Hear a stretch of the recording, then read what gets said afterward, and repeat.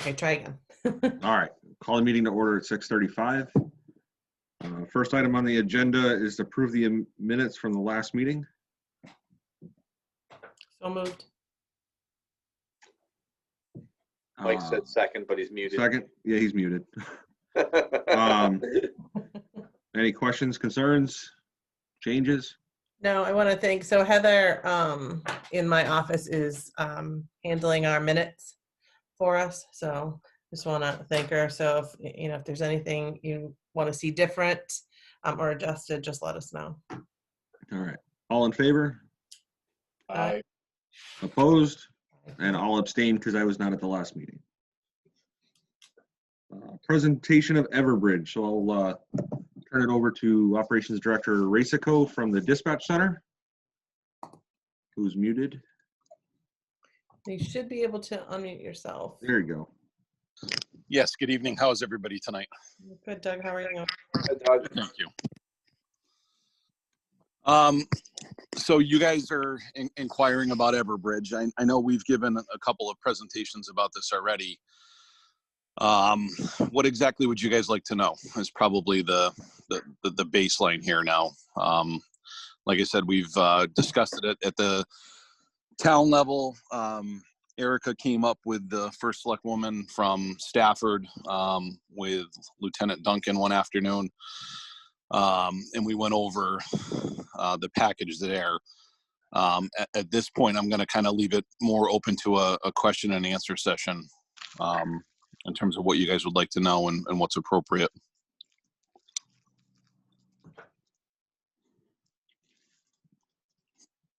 Hey, Doug, Mike McCoo here. How you doing? Good, Chief. How are you? Good.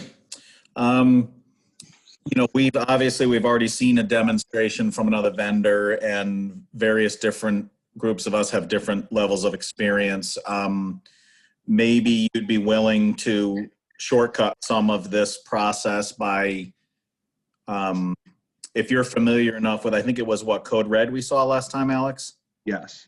If you're familiar enough with Code Red, maybe you could just make some comparisons first to, you don't have to say what you think is better, just to, as far as functionality. My experience is a little bit with Everbridge, and then I saw the Code Red demo, and then I also had worked with Rave in past years at my previous place. So, and I've seen Everbridge demos before, but these things keep developing into new technology. Absolutely. So with Everbridge, one of the things that you guys have available to you is through the TN Dispatch public safety answering point, you guys have Everbridge for free. Built into Everbridge at the state level is the state E911 database, plus everybody that's opted into CT Alert. So for example, we broadcast a message yesterday morning on behalf of Erica. Monday morning. Monday morning, sorry. My days are all confused here.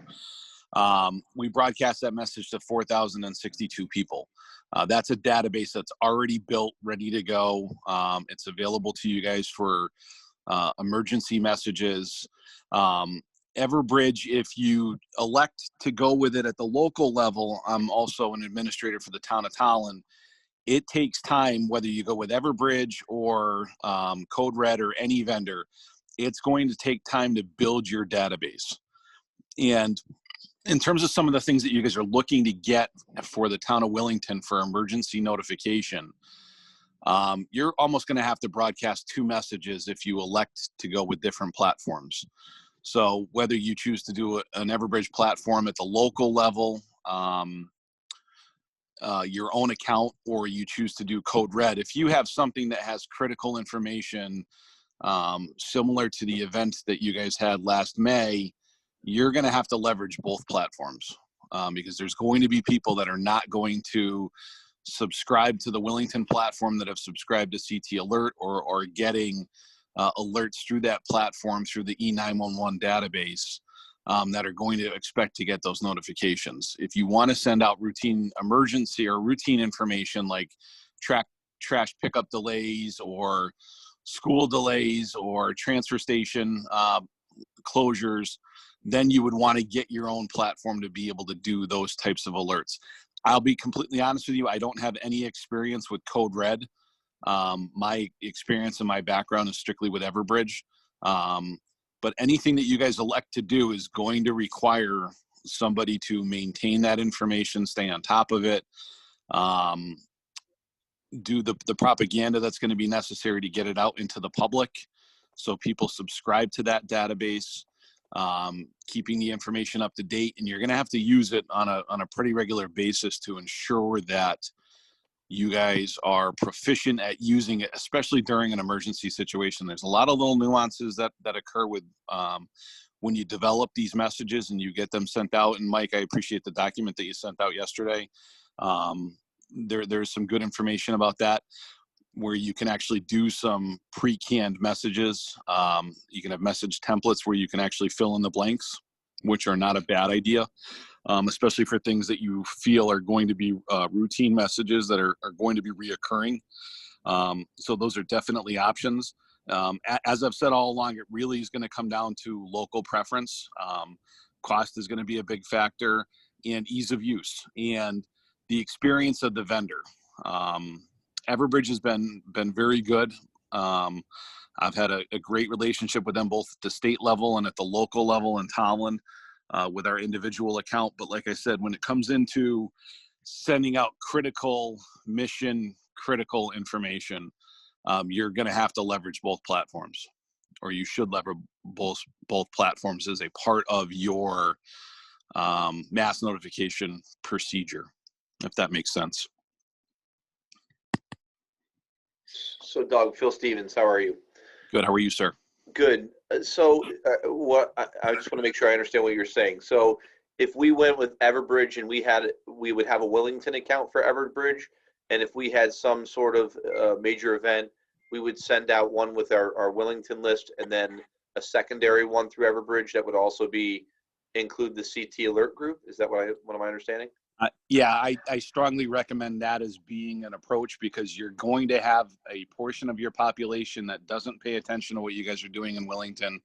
They're not going to subscribe to either platform, whether you choose to go with Code Red or you choose to go with Everbridge. We've noticed this in Holland, where there have been messages that have been sent out at the local level. Our account base now is up to right around 8,000 subscribers. For a town that's got a population of about 15,000. Granted, some of those are kids and shouldn't be getting these messages anyway. They took the voting registrar's database and actually implemented that, or imported it into the Everbridge account last spring, just to be able to get some of the mission critical information about COVID that they were publishing out. So there's various ways that you can get some of this information. I know Everbridge right now, as you look at Everbridge and Code Red, when they start to build your database or assist you guys with your database, you're going to want to understand where they're getting their information from. Everbridge, for example, one of the things that I had heard recently is that they're getting some of their information from companies like Amazon and Google. Where when you sign up for your accounts, they're able to purchase those lists and import them into their databases, understanding that this is used for mass notification for mission critical information. So as you look at both platforms, understand where they're getting their database information from. When we started our Talent account in 2011, there was right around 7,000 landline subscribers, and within 3 years that was reduced by almost 60% because of all the storms that we had and people losing their landlines at home. The way that the economy has changed, people scaling back, really nobody uses a landline too much at home anymore. So you're going to want to have a very good understanding about where the database information is coming from and what they think they can get you for subscriber lists based upon that database information.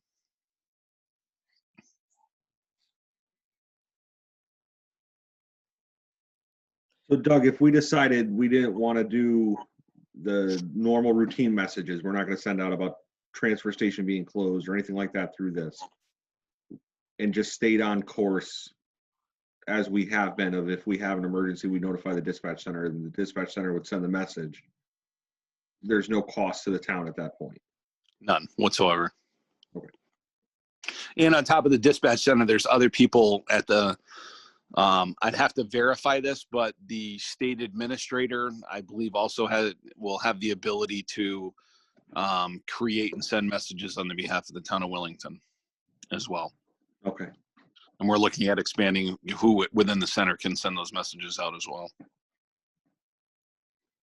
Doug, does the dispatch center have to approve a message that we would want to send out?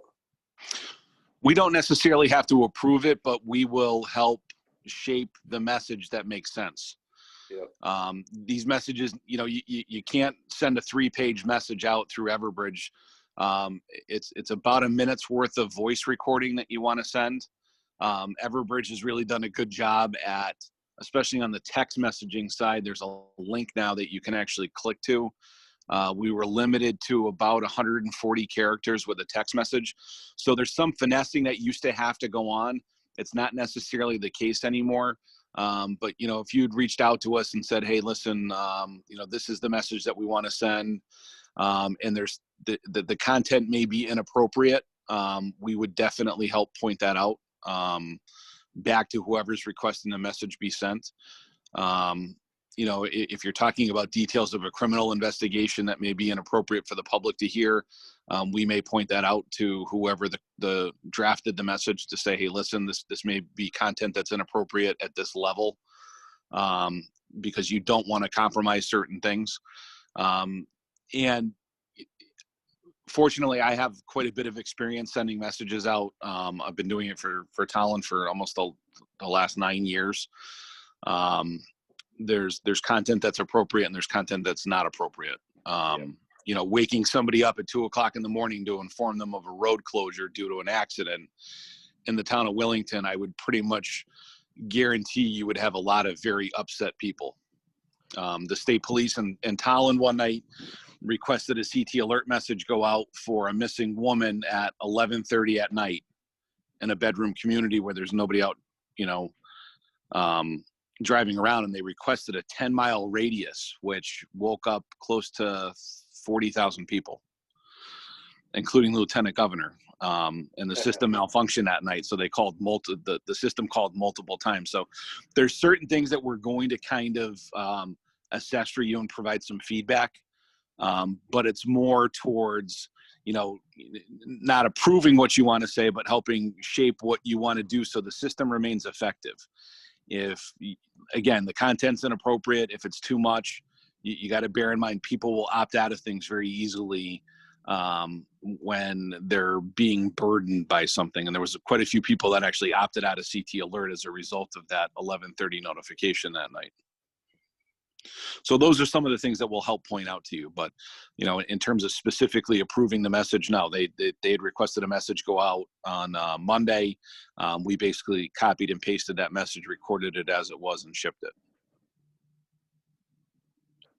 Doug, on the modes or whatever it's called, when you select who your audience is going to be with Everbridge, obviously we already know, and because of what I put in the document I sent out, all of the different platforms that I noted in there are available because that's currently being done through Everbridge from the place I used to work.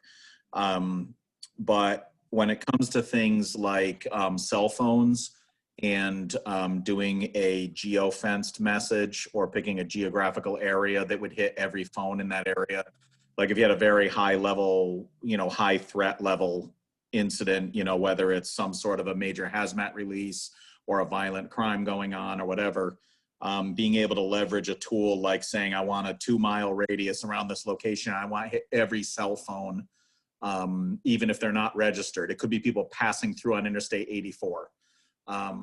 Is that available in Everbridge?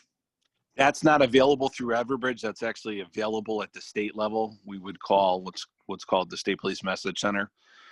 They have the ability to broadcast the cellular alert to anybody within a geographic area, and we would just pass the information along to them. So, for example, if you had a like you had mentioned, a hazmat incident or an imminent tornado that's coming in, and we know it's touchdown and it's tracking from Vernon into Talon into Wellington, we have the ability to notify the message center to put out that information to all subscribers. So whether you've opted into the system or not, that is something that's available. It's not available at through the Everbridge platform, only because there's a lot of credentialing at the federal level that you have to go through to have access to that network.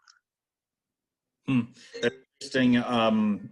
The Code Red sales rep at least seemed to be making it clear that was available in that product. And I'm not trying to do, well, they're better at this or not. I'm just commenting on it's interesting the different take that Everbridge has taken versus what Code Red is taking.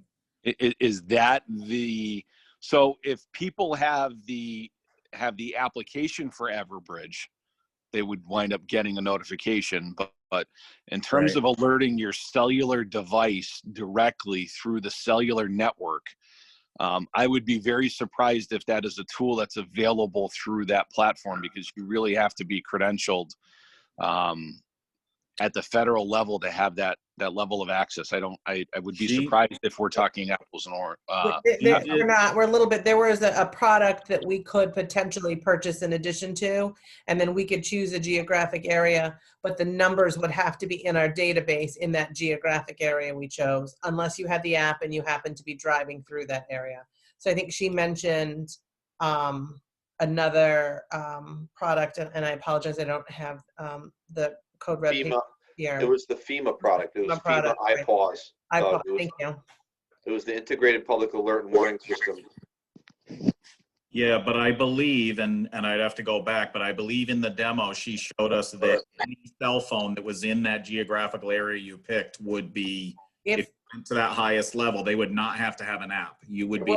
If we chose that and they were driving through our area and we put out alert, they would have to have that app, and then they would get an alert. So they would have to have the app. All right, we'll have to go back and look at that, because I thought it was clear that any cell phone, regardless of the app, would get hit in that. But so it's a good thing for us to check. Then I may be wrong on that. Yeah, that's Mike. I had those demos. I had those two items right next to each other in my notes, and the geofencing was the note that I had first, and I wrote that you had to have the mobile alerting app. It was free to do it, and then the second bullet I had, she went in to talk about the FEMA iPause system that we would have to apply to FEMA, but that's where we could hit anybody in the region, but we'd have to have the FEMA approval, and maybe that's what you're speaking to. Yeah, exactly. They may have that integrated. I don't know if Everbridge has that integrated or not. I can reach out to our state rep and find out. There is, so not only do you need the federal approval, I believe there's some state approval that needs to be a part of that as well. They may have what's called an interface to that through their application. It wouldn't surprise me if they have that, but you would have to go through the credentialing process to get the approval to do that. I've been in various places in the country where that system's actually been utilized, and it's been absolutely fantastic. But it's not just like, hey, we're going to purchase this and we're able to use it. There is an approval process that goes through, that you have to go through. Whether or not Everbridge offers that, I don't know. I know they offer that through their mobile application as well, where if you have the Everbridge mobile app anywhere in the country that you are, that broadcasts an Everbridge message, if you're within the geofence of that message, you'll get it. So to your point, Mike, at the state level with Everbridge, if you wanted to do a 2-mile radius around one of the rest areas due to a hazmat incident, that is going to take into account the subscribers that are available to the system on the state level into Tolland and Stafford and possibly Wellington from that, or not Wellington, Mansfield at that point. Mm-hmm. You're not going to have that through your own subscription. You're only going to get the geofence of the town of Wellington and any of the applications that have been made available to you. And I'm pretty sure that you probably have the same consideration with Code Red as well, because they don't have accounts in Tolland. So I don't know what their platform does for you. I don't know how wide it goes outside of the town of Wellington, but when you purchase a subscription from Everbridge, you get the geofence of your community. Okay. Yeah, she did bring the screen up, and she demonstrated drawing different shapes. She drew like a trapezoid or a circle. You could do a radius, or you could pick an area that, like, say you wanted to just go along a route. It's interesting. I believe she just chose around like the town office building when she chose that. So we didn't really get to see if it would go out any farther. And I Right. don't know that we asked her that. Right. Everbridge offers the exact same thing. So if you wanted to notify a specific neighborhood of a particular incident that's going on, you have the ability to do that with what's called the shape library. Okay. So you can draw a polygon, you can draw a radius, you can do pretty much anything that you want to notify a particular group of people. And they don't physically need to be in that area when the alert goes off. Alex and I talked the other day, you know, as long as you're registered with the system for a particular address, whether you're there or not, you're going to be alerted. So if you happen to be away and you're at work in Hartford, or you're at work in Yukon, or wherever the case may be, if you're outside of that geofence, as long as your alerting has been selected to that geofence, you're going to get an alert. One of the things that we noticed in Towland is a lot of people put their alerts down to the school level. So a lot of parents put in the physical street addresses of the schools as points of reference for alerts that they would like to get if something affected that area. Right. Yeah, so that goes back to how we use the system too. What is the prudent way to use the system, and what if we had developed policies, whatever, because we may have an alert or a message that is relevant to people who live in a certain place, regardless of whether they're actually there at the moment. Or we may have a message that is relevant to who's actually there, regardless of where they live. It could be one or the other. So it would be prudent for us to also understand how we're using the system. Absolutely. So right now, if you had an area where you had a very serious incident, you required evacuations, and you needed that to be done very quickly, we would leverage the Everbridge system, and we would also contact the state and have them use the iPause system. Right. So they get both of those things. They get the people who live there and are registered, but they also get anyone who happens to be there. Yep. Okay. Doug, is the State Police Message Center, that what you were talking about before, is that the iPause system? They're the ones that manage that in the state at the moment, yes. Okay. All right. Thank you. You know, Doug, TN, for example, could apply for an iPause account, but there's a lot of work that goes into getting that approval to be done. It says something if TN doesn't have it. well, that was going to be my Yeah, question. How easy is it to get, if you knew that, and how often do people utilize it? But if you're saying, even if we went with, let's say, a code red, what I'm hearing from you is we would need to use both systems depending on the situation, and until such time as we built up a database that we believed had the majority of our residents. Exactly. Okay. Yeah, One advantage I see with the Everbridge is all the advertising, so to speak, or public notification through the governor's office on almost every, email that he sends out is sign up for CT alert, sign up for CT alert. And, that's the message that's being sent out by the state, as well it should. And that puts that CT alert database at a great advantage over starting one from scratch.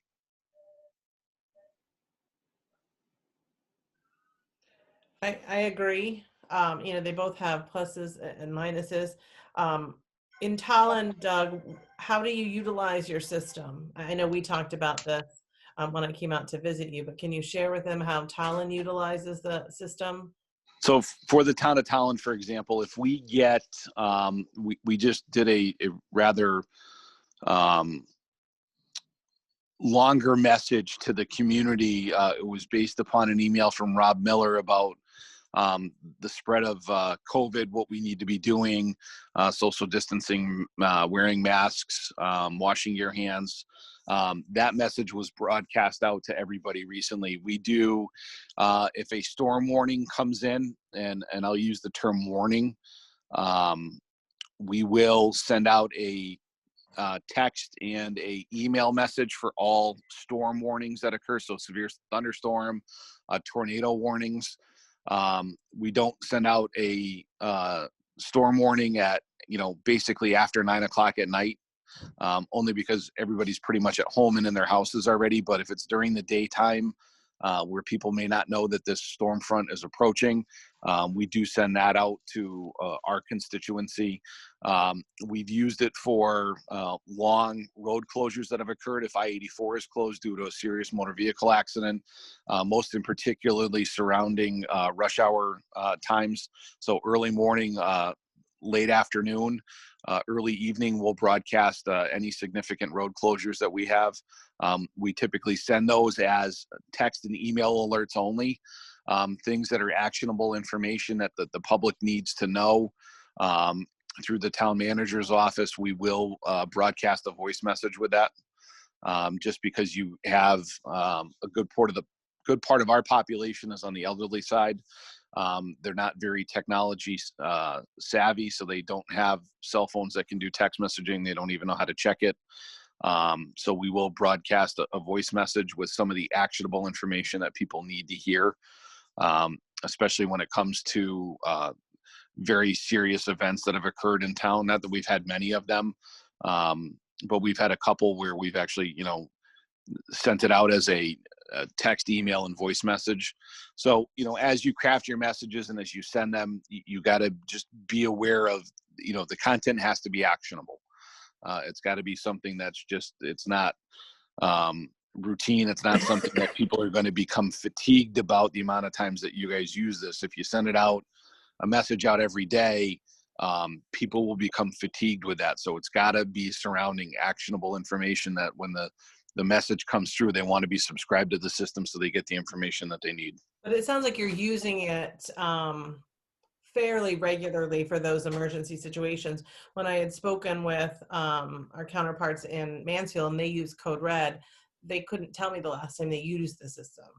So I think they're using it more like we're currently taking advantage of the state system with Everbridge. So there isn't a need on that large scale.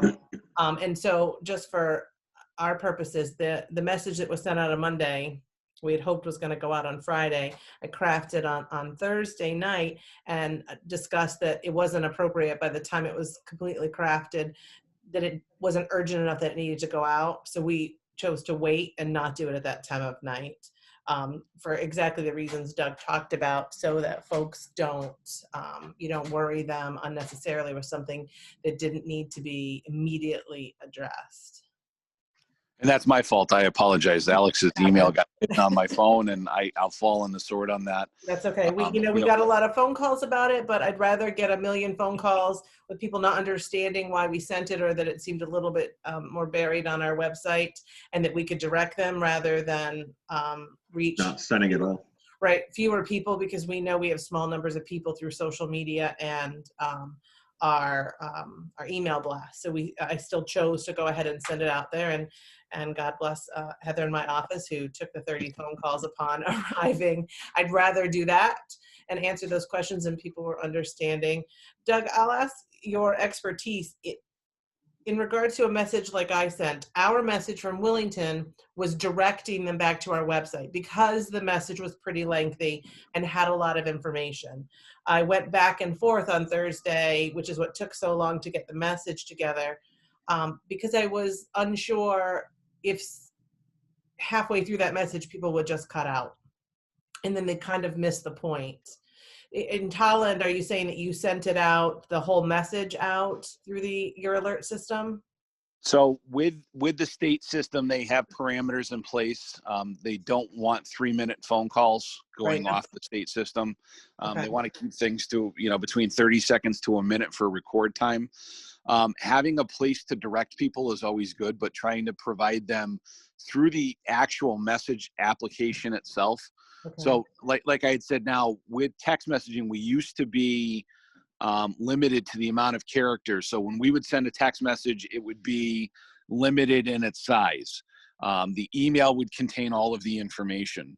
And as best as you can make it not to point and redirect people to get information, the more actionable it is for them. So if they have to just click a link on their phone and they can read everything that you want to put out through a text message, which we can do with Everbridge now, it's very simple. Give us all the information that you want and we can send it out like that. And then for things like the phone message, we can scale back the recording and then point them to the website. So for instance, the email that I sent, and this will be important for us whether we're using it or using yours again, it was simply directing them to our website for a COVID update. I think the link it took them to was our general website. What we should have put in there was the link to the exact location of that message. Exactly. Okay. Yep. All right. So that's what we missed, was getting it, that piece, the after.org. Okay. People tend to be, and I'm not trying to stereotype anybody. People are lazy. A majority of the people that get in Tolland, we quite frequently will publish what the Tolland Alert broadcast phone number is, because when people see a phone number pop up on their telephone that they don't recognize, they don't answer it. Yes. And if they have to go look for something and it's too complicated, they're going to get bored and give up. I agree. This, And then that's, you know, and I find, I'll not use the term lazy, but we live in an instant gratification society now. That's probably more So appropriate. so that's what they want, is where they're used to getting instantly. If they can't get all those details right on their phone in a text message they can refer back to, you know, having to dig for it. The other part, so, you know, was on our end. It didn't necessarily go in all the places that we had hoped, but some of that comes with trying to get something out quickly after work hours. But I think the only difference in that situation was, you know, being able to send that on our own. And that's a message I would hesitate to send in that reverse 911 situation, but that's actually the guidance that comes from the state. In this case, was when you find yourself in a red level for COVID-19, a reverse 911 is an appropriate use of the system. Yes. So that kind of guidance, you know, helped us in this case of what to use. So it sounds to me like the products are similar, and we would really have to do a lot of work if we were to go with either purchasing on our own, either of those things, to build up a database. One of the things Doug had talked to me about when we went out there was not just building up that database, but having someone who could, in those emergency situations, in a timely fashion, put a message out. Or they're gonna have to relearn to use the system every time they have to send a message, and that delays something. So for instance, our situation back in May, someone having to figure out how to use that system, if we had just done it on our own, would have seriously hampered getting something out quickly. That's something else we want to think about. The amount of times you use it will seriously affect how quickly a message can actually go out, because it was complicated but easy for Doug to understand as he went through it, but there's certainly many steps, and we saw that with Code Red as well. One of the things that I will be upfront with you about, and I'm going to take off my TN hat, I'm going to put on my Tolland hat for a minute. I'm encouraged at the fact that you've got Phil Stevens sitting here as a part of this meeting. And one of the greatest tools that you've got is the Board of Ed. And I don't know what Phil's using for any systems, if he's using School Messenger. the School Messenger. There's Digital Backboard, I think, or Blackboard or something like that. Yep. There's a couple of different products, but if you guys had the opportunity to essentially merge your two platforms together, it gives you a greater availability of staff that know how to use this system on a regular basis. Mm-hmm. So in Tolland, had we had been more cohesive about this, we could have leveraged the Everbridge system to do all the same things that the school wanted to do. And you would have additional resources that are using it on a regular basis that know how to craft messages. You increase your database just by the information that you're getting off of the school system. So, you know, being separate, there is the potential for there to be some privacy issues that are involved with that in terms of what people would want to see coming out from the town side or versus the school system. But if there's ever an opportunity to work together on that, there's a lot of functionality. There's a greater database that comes with that, that you guys have access to in terms of alerting people in your community. You're a bedroom community. There's a lot of families in Wellington. Yeah. And having other people in town that know how to craft a message to get the message sent out is a great resource. because It's pretty good when at there's it. a large, Cool. yeah, when there's a large scale incident, you're all working together. Right. You know, if it's something that's going to, you know, that's occurring at this time of year while school's in session, you guys have to communicate anyway. So just my Doug, two cents. a lot of this conversation surrounding these products keeps touching on a lot of other areas that are going to be critical to how we resolve this. And it seems to me, you know, having the advantage of having worked somewhere that had a really big budget and was able to create departments when they needed to, you know, which is very different from how we're operating in a small town. I saw the other side of it, but even with limited budgets and limited resources, the system we use is sort of a pivot point or a choke point or whatever you want to call it. The system we use is like at the center of an hourglass in my mind. And I like to think of things in pictures.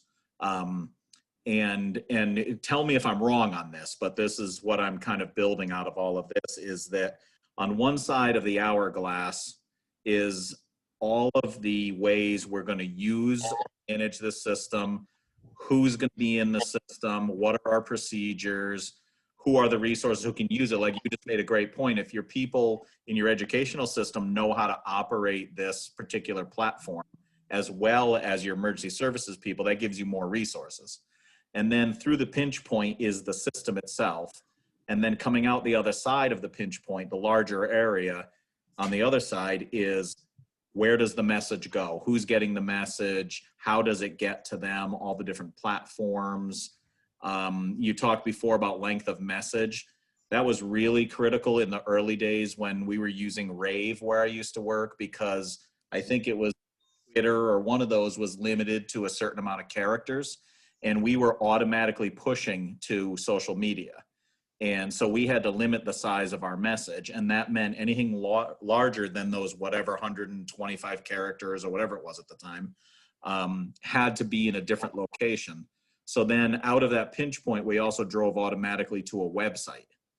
And that website covered some of what Erica was just talking about, like the message the other day referred people to the town's website. But the place I worked at had a dedicated website. So anything that went out through a mass notification would automatically go on that website. So if people even saw their phone ring and then didn't get the rest of the message, they knew by training and by public information that they could go to alert dot whatever. In this case, maybe it's alert.willingtonct.org to get the information. So I guess what I'm saying is, this is really a lot bigger than the system. This is about emergency management. This is about resources. If we have a big emergency and we need resources that's over a long period of time, that's when we're going to need people. Maybe we're going to need Phil to just help us craft messages, even if it has nothing to do with the school, because Phil may know how to craft messages or he may know how to operate the system. So am I right to say that this is really just a piece really of building up some emergency management overall? Absolutely. And it's going to be, you know, you guys have already seen it. It's one of those critical functions that, and I like the way Erica said it. I'm actually going to steal that from this point forward. It's the instant desire for information from people. Mm-hmm. And when you have a public emergency, there is an expectation that people are going to be alerted to things. Mm-hmm. And, you know, some of this stuff takes time, you know, to craft the message that you want to send out and get it sent out. And the more you use this and the more people that you have available to do this, if you guys elect to do this on your own, the easier it's going to be for you guys to get this information out in a timely fashion. You have to have people at the local level when you buy your own accounts that are capable of doing this and getting it out. The other nice thing, and I don't know if Code Red offers this is something that Everbridge offers. For those people that aren't familiar with the application, or if you get hung up, you do have the ability to call into their operations center as long as you're credentialed on the system, and you can tell them the information that you want sent. You can actually send them an email, and say, hey, listen, this is what I want to go out to the text messages. This is what I want to go out for emails. And this is what I want the voice message to do. You can even record the voice message yourself over the phone with them. It's a little embarrassing to do that because as you craft a message, you want to be clear and concise. And there are some days where I get the voice recording done once. There's sometimes it takes me 20, 30, 40 times to do it. You know, you want to sound good. You want the public to be able to hear what you're saying. You don't want background noise. There have been times where I've recorded messages at the dispatch center. It happened a couple times the other morning, recording the one for Wellington, where in my office, a cat alert will go off. And it's very loud in my office just to say, hey, something's going on. And that went off a couple times the other morning, and I had to keep re-recording the message. So the more people that you guys have involved in this, the better off that you are, because you got to take into consideration people are going to go away on vacation. Right. People are going to be sick. People are going to be unreachable for whatever it be the reason. And the more people that are familiar with this, the better off that you guys are going to be. Can I ask you, Doug, and I don't remember this one when we sat down and met, or if you've said this tonight, I apologize. Can you do individual? I know with the Code Red system, we could create different groups of people. So if I wanted to send something out just to our staff, so an internal message, and if we were to utilize one thing and utilize it through the schools, if we were ever to combine that kind of system, could we do something just for center school, just for hall school contacts, just for staff? Absolutely. Is that all? Those are all options through the Code Red system? Yeah, absolutely. Okay. I don't. It's available through Everbridge. I don't know about Code Red. I'm sorry, I meant Everbridge. Yep. I know it's available through the Code Red system too. Okay. You can set up any group that you want, and those are things that you guys can do and manage on your own. Okay. When you look at, if you guys elect to purchase something, we had set up, and we thought it was going to be really fancy. Everbridge said, you know, you guys can set up all of these groups. Who wants to get wastewater control messages? Who wants to get information about the water company, the public water system? Who wants to get information about road closures? Who wants to get weather alerts? I'll be completely upfront and tell you that in the almost 10 years that we've had it in Tolland, we don't utilize those specific groups, mainly because the majority of that is done through the email campaigner in town. So the town of Tolland looked at it in two aspects: that the Everbridge platforms are emergency alert platform. So they've taken some of the functionality out of Everbridge and put it into the email campaigner that they use. That's, again, restricted to a certain amount of people. There is a disconnect there where we may be sending a message out through Everbridge that doesn't necessarily simultaneously go out through the email campaigner. And there's people that sign up through the email campaigner for emergency alerts. So, you know, categorizing everything that you have, and Mike hit the nail on the head. This is an emergency management function, and how do you pull all this stuff together to make it work for your community? But you can do staff, you can do messaging just for the Wellington Fire Department, you can do messaging for Wellington Hill, you can do public works, you can do I really just imagine if we were to combine a communication system like this with the schools, but being able to separate out the schools, that's probably about as far as I was thinking that you would go. Otherwise, I do think you get into, you know, letting someone, you know, this group know about a bake sale, or that one know about their fundraiser. And with Everbridge, you have the ability to lock down who sees what. So, for example, in Tolland, we had a problem with, if we had to evacuate the schools, how do we recall the bus drivers during the daytime? And there was no way for the school to build them in as employees into this system at the time. So we actually put them into Everbridge. And the bus coordinator for the town of Tolland has the ability to access her group, send messages only to her group, see only her contacts. And if the school needs to be evacuated, and it just happened again the other day up in Stafford, where the schools were evacuated, you can actually recall the bus drivers using the Everbridge platform very quickly. That's good to know. Thank you. Anybody else? Oh, Alex, this is your meeting. Anybody else have any questions for Doug?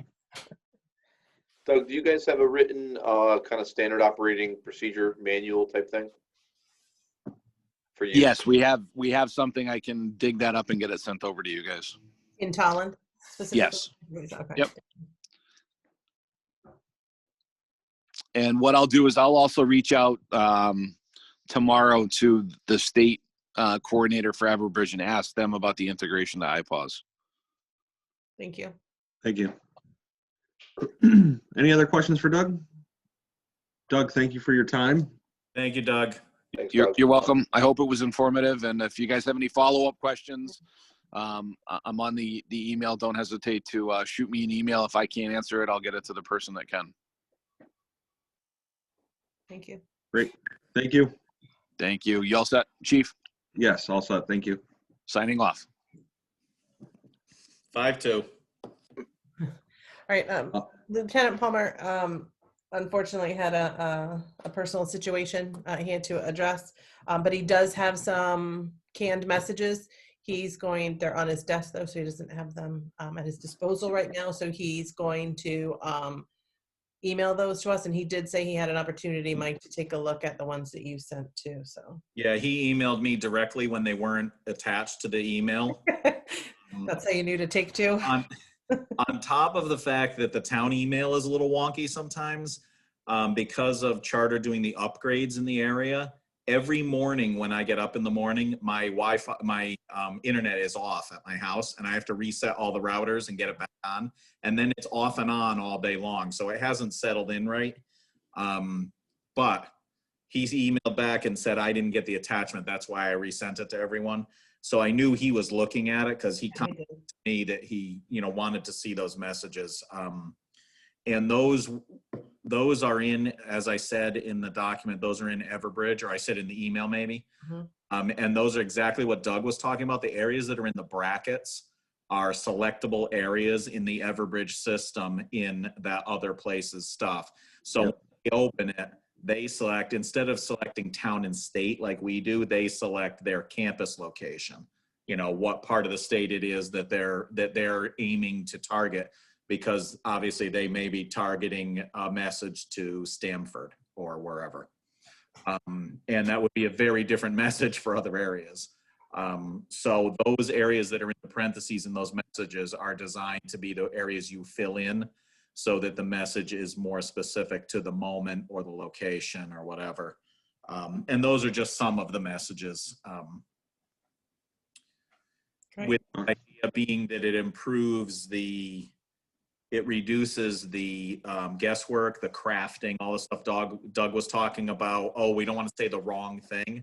Mm-hmm. And I think that's what, Lieutenant Palmer was also looking to do, to see that we could have agreement on certain things that even during a criminal situation would still be appropriate to go out. So we would create the value to the public of improving safety without hindering the investigation. And those, by the way, were, as I said in my message, those were approved through national accreditation. Obviously, they were approved in a different environment. They were approved for a larger community, universities, and all that. But they were, and they have been through accreditation repeatedly and have stood up to the accreditation. So it should at least be a good model to look at. They all seem pretty appropriate possibilities. The idea is to be short, sweet. Yes. It works with the short attention span people have, and it also leaves the least amount of room for interpretations of your words. If people want to interpret on their own, fine. Yes. The least amount of your words that they can interpret. I agree. And that's why with the message, clear. The message that I sent out last week, or Monday, was meant to be, the message that went through that system was meant to be short and sweet and redirect. So there were definitely some kinks there, and those things happen. And I think whether we use their system or ours, the same situation could have happened, right? You email it and it gets missed.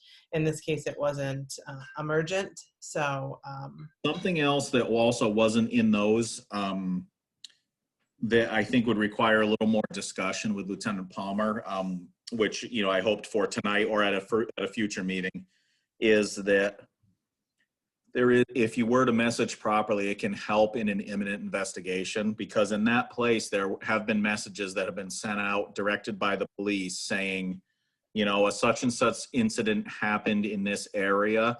Anyone who saw something unusual, please contact so-and-so or dial 911 or whatever. And some imminent emergencies were resolved fast because people are very observant these days. Mhm. That's where the geofencing of any available phone comes in handy. Now, obviously, our major focus is not on criminal investigations here, but it has been very helpful. They sent out a blast and they did the geofencing of any cell phone in the area, regardless of whether you're in the system. And I don't know if they had to go to the state to do it. I don't know, but they got the message out. And people called in and said, yeah, I happened to see this truck doing this, and I saw this person over here.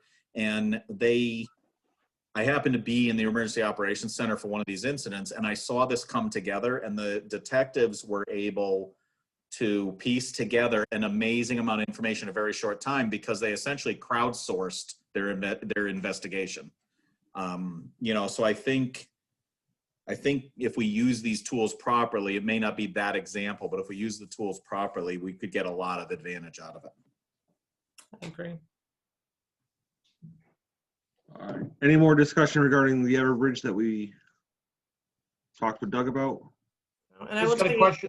go ahead, Stuart. So I got a question for Phil. How does your notification system compare to some of these other ones we've been looking at? So we can build our school messenger system, really, we can build our groups. So we have in school messenger, I have a bus driver list. I can pull directly all of the data from our student information system. I can pull that information into a phone call. So if I just want to, you know, direct a message to one grade, I can do that. If I want to send it to one school, I can do that, or both schools. I can also select any list we build. So we have a staff list, we have all staff and students, we have a bus driver list that gets updated, and we are able, this is one of the things Doug was talking about, that, you know, the bus driver list, those bus drivers are not in PowerSchool, but that's what School Messenger allows us to do, is build our own lists. So we've added daycare providers onto our list individually, just so, you know, if we announce an early dismissal, we want our daycare providers to know that as well, because it could impact them. But so, I mean, as far as building our lists, I mean, we use our school messenger system to send out our digital backpack, which has the email in it. It's a lot of text every week. I mean, it works well. It's pretty easy to use. I don't use a mobile version of it. I always use it on a computer. Okay, thank you. Mm-hmm. All right, Erica, do you have the price of what Everbridge quoted us? Because I don't have it with I me. don't have it here, but I can look it up for you. So give me just a minute. I have a question, Phil. So I remember when we got the system eons ago when I was on the Board of Ed, but what I don't recall is there an annual charge? So you pay for it annually separate from your PowerSchool? Correct. It just integrates with PowerSchool. It's not part of PowerSchool. Okay. So, because my question would be, the integration with PowerSchool for you is big, it's key. But would there ever be some savings if we thought about pooling to one system with the town and utilizing it for both? yeah, I think one of the things But that's your really integration is it's really helpful. that's correct. So every single night, any changes that are made in PowerSchool during the day Mhm. are updated at night in School Messenger every single night. So if we had 2 new students today, and I send out a messenger at 6 o'clock tomorrow morning for an emergency, they get the notification. And so that integration is really important. I mean, it's just telling fields which information to pull, which is possible from a lot of programs now. You know, you can import or export through Excel a lot of the information. The bigger point is you want that to happen on a regular basis so that when you use the system, the right people are getting notified. Right. I apologize. I hope my emails aren't coming up on. No, Nope. on the screen. I'm trying to look to see what the Everbridge quote was. So it looks like there were year one, there was a charge of 5566.12, and that looked like the same charge for 3 years. Years 1, 2, and 3. And then in addition, there were additional fees for year one of $445. So year one would have been $6,011.41. Years 2 and 3 would be $5566.12. So larger than a more expensive product than Code Red. Yep. Well, and I apologize because I wasn't at the last meeting. What was the Code Red, 2,000 something? Yeah, I think at most it was in the $3,000 range. 3,000. I have to look at it in those minutes. But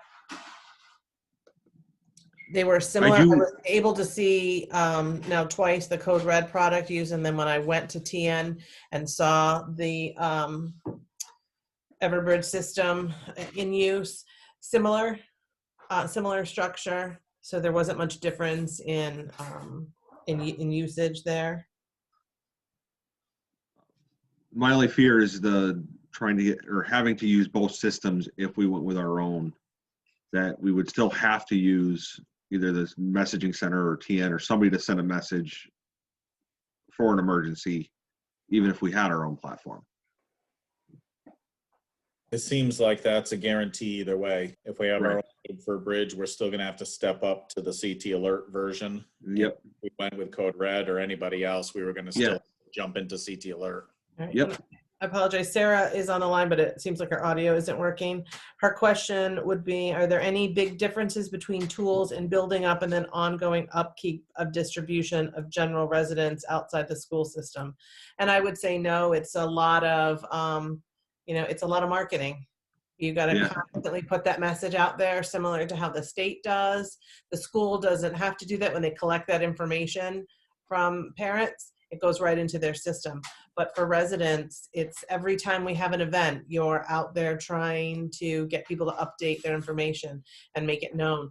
Maybe a mailing, certainly a mailing in the beginning, and probably a mailing, every so often, and maybe once a year or once every other year. You're going to have to do database. You're going to have to do database management for sure. And you're going to have to pick some sort of an interval.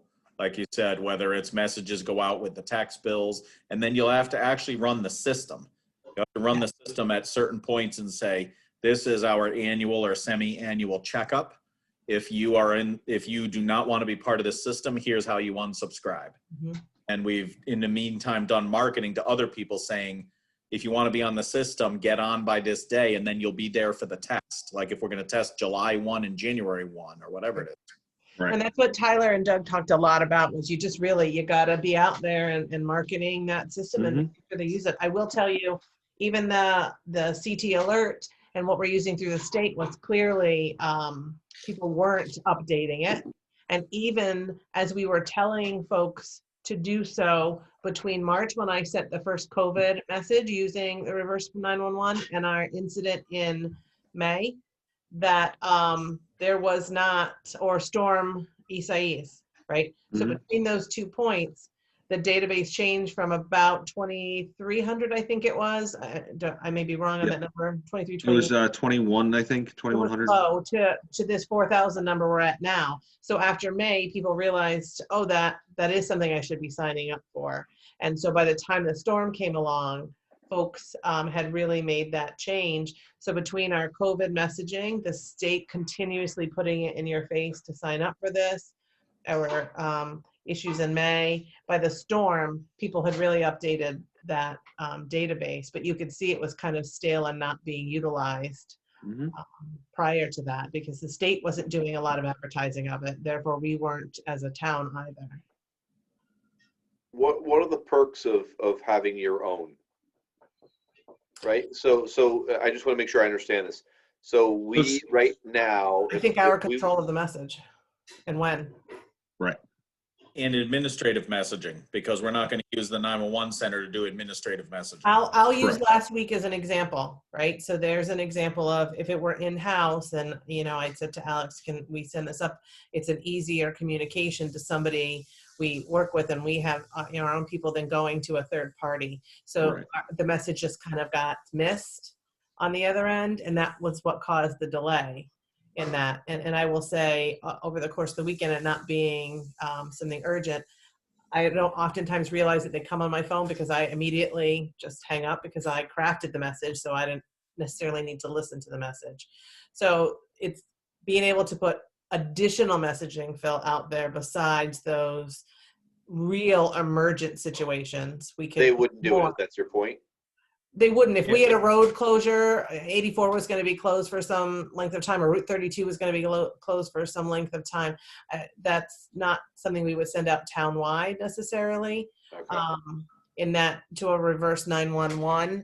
And that's what they're hitting. So there would be different things. So it was interesting to hear some of the things that Tolland would use it for. Right, right. Yeah. So the question The then other becomes, advantage to managing our own system is we would have a lot more use of the downstream methods of distributing information. So if we had our own system, we would be more able to build out direct push to social media and to our own, if we wanted to create an alert website and all those things. We would have a much better ability to do that if we had our own system. right, And then we could build out that thing so that there would be, so we, during the 2 years that we had those like 10-day long power outages with the snow back in like 2011-ish. Mhm. And then again with Isaias, the power outages, some of us had the opportunity to be in the emergency operations center. And then we tried to leverage some other things, like we did some live Facebook things and stuff like that. If we had a system like this, we'd be able to distribute information to all of those different and to venues we're not using right now. And so that means the one person who maybe has internet because they're at work maybe and they have internet, they could go to the website. The people who only have their cell phone could get the information from our Facebook page or whatever. We would be able to do a much more broad distribution of our information and be able to distribute better information. We can't call TN all day long and say, we're going to do another update of road closures for Willington residents. gotcha. Right. But for instance, during the storm, if we, on the Saturday and Sunday, suddenly we had, the storm happened Friday and we need to quickly close the transfer station because now we need those staff members to help with the cleanup, or you couldn't get to the transfer station. That's not something I'm going to do necessarily a reverse 911, but our own system, there would be use out of it. Right. So we have to decide, is there enough usefulness in a system like this? And I know it's been discussed before and it's ongoing, but we live in a more instant information world. We also don't want it to become, there's a Boy Scout bake sale, or the PTA is having a Right. fund drive for whatever, or the fire departments are having an event. We don't want it to become that, but we want to be able to push information out like, hey, all of the machines at the transfer station went down today. I'm going to hit 500 people with the email notification, and whoever's on Facebook, but not everybody who's sitting at home that doesn't use those tools and would use their cell phone and get to them with something like that definitely affects the entire town.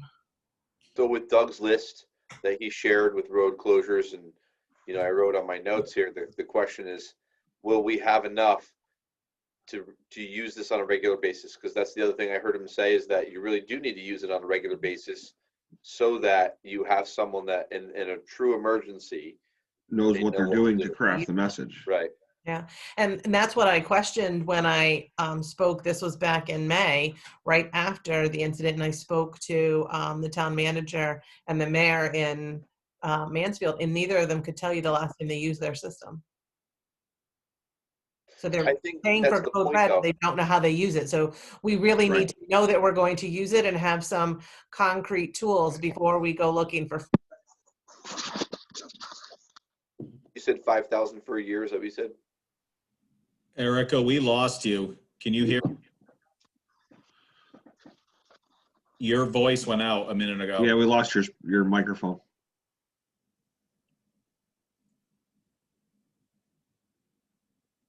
Maybe you have the same internet trouble I do. I believe the prices quoted for the Everbridge Can were you all hear me? about Oh, yeah. I $6,000. can't hear any of you.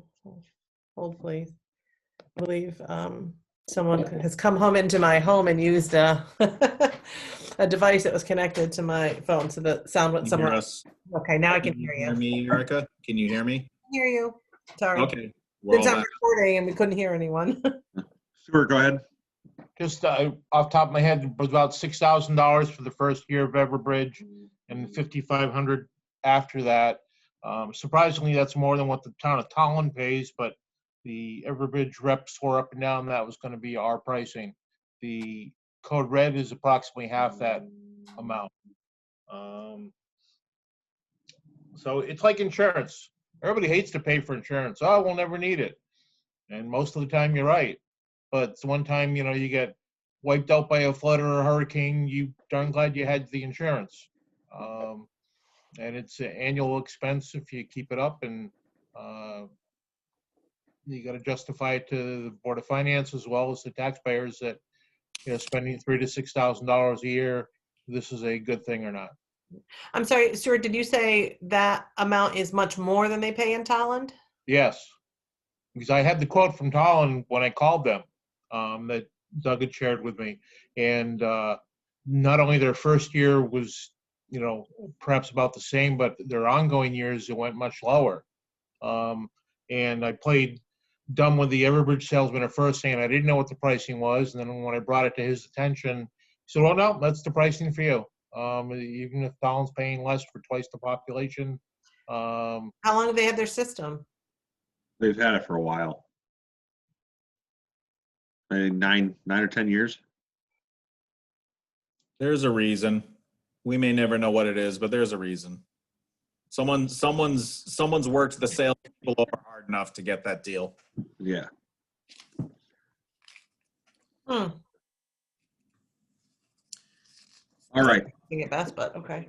Yeah, there was a significant difference between the two products. In pricing. Yes. Yeah. In pricing, the rest of it is very similar. Yep. And what's interesting to know, and it was probably the one thing that would have leaned me more towards the Everbridge, but now I'm kind of wavering back if we were to go with our own product, is that you don't get to pull over what they have out of that CT alert. You have to you're starting from scratch. Right. So it does put them on a level playing field. And I know you asked me, Stuart, do you have the number for the, anyone offhand have that For Code No. Red. Code Red? No, I haven't dealt with Code Red other than refer I the know I salesperson. sent them to everyone. I just wasn't sure. Or maybe I only sent them to Alex. I wrote down between $2,000 and $3,000. Yeah. I thought that's what it was. I thought it was like 28 or something, but And I think that was depending on what options you bought into right. and what One list. question I would have of other Code Red customers, municipal customers, is how good has their buy-in been from their citizens to actually sign up for this? If we looked at a similar sized town of, 6,000 people or 10,000, are they only getting, 400 people to sign up under the cell side of things?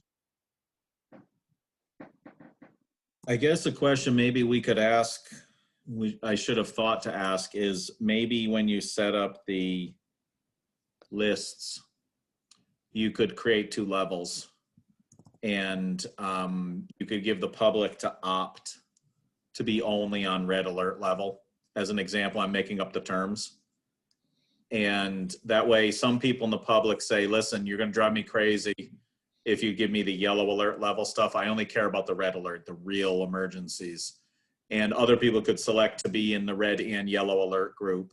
And yellow alert would be 1 tier down, slightly less imminent, but maybe just important messages. I know at one point in the rave system at my old place, we did have levels, and I believe they still use red and yellow alert levels on the website. When you refer people to the alert website, it has a red banner on the top or a yellow banner on the top, and that banner is automatically controlled by the type of message you send out. And so if people see the yellow banner and they don't care about yellow banner stuff, they don't even look. And so that would allow people to ignore certain messages and not worry about the boy that cried wolf syndrome. Sure. Right. And those people, could basically just opt out of yellow alert.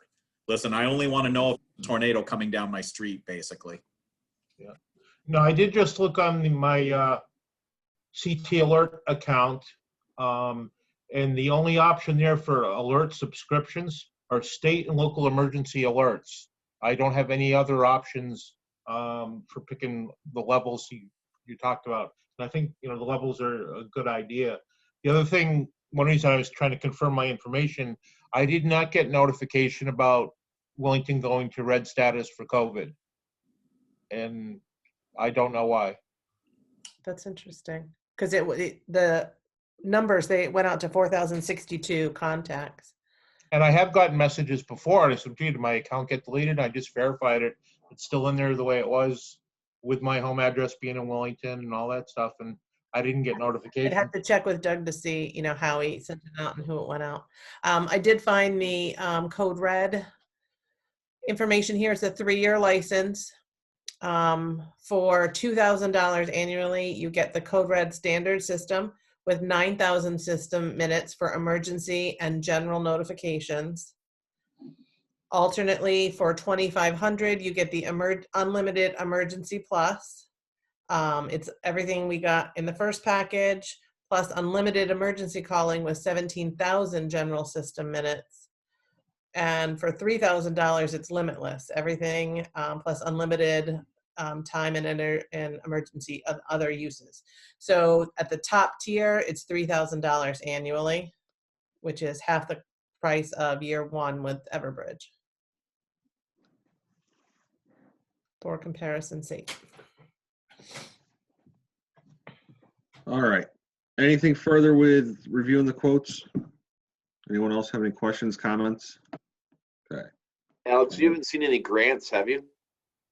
No. Not for this.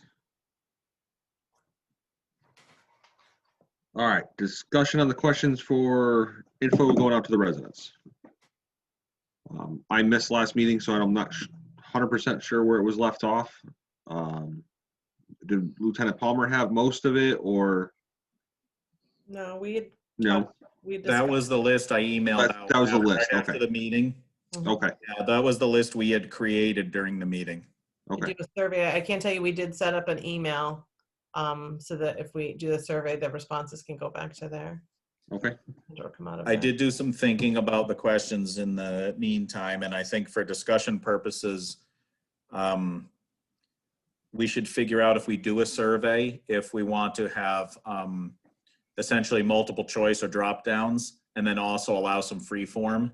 The advantage, obviously, to multiple choice answers is it allows us to collect data.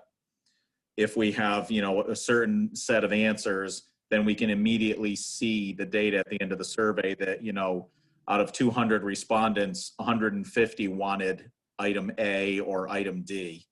But the free form also allows people to say, here's what I think about it. So that might be something as we figure out how to create the survey, we might want to try to force some selectable answers to create data.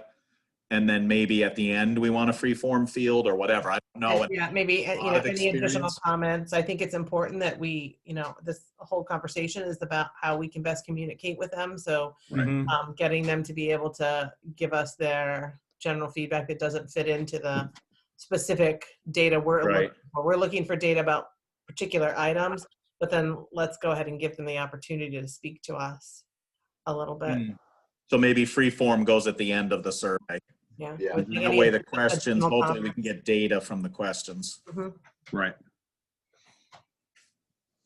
In which case we should come up with the answers that we want to add to those questions.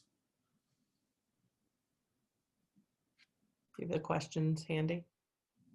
I'm gonna manage my single screen here. I agree with you, Erica. Working with a single screen seems so limiting. The struggle is real.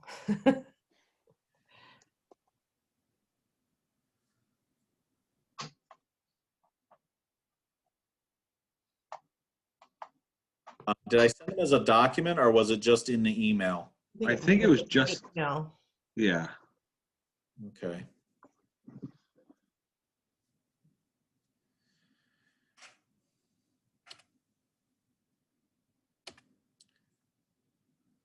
Sarah apologizes. She had to go.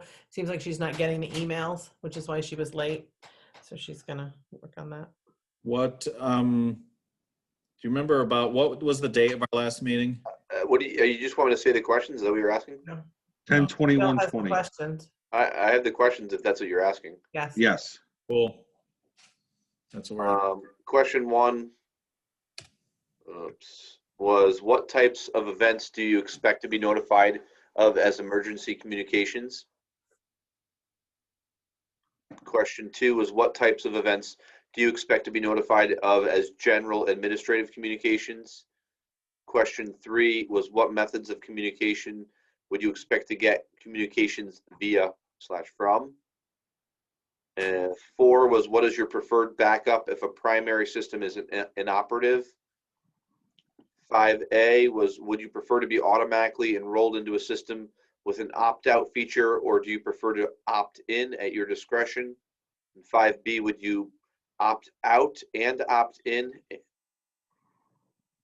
Would you, this must be would your opt out and opt in answers be different between emergency and general messaging? So I would say it doesn't sound like there's a way to automatically. Are we talking about automatically opting them into particular types of Well, messaging? yeah, so if you think about like what Doug said, where they, in some of these systems, they essentially went to like they went to the voter rolls from the registrars and loaded those all in there Okay. and sent out notifications that way. That was just sort of, and you know, maybe this is a question, maybe it turns out this question's irrelevant, but that's what we talked about that night. I think Right. that's a great way to go. And then you send them a message and say, if you want to opt out, you opt out. Right. I think we take every opportunity to put people into the system so that they know about it. Yep.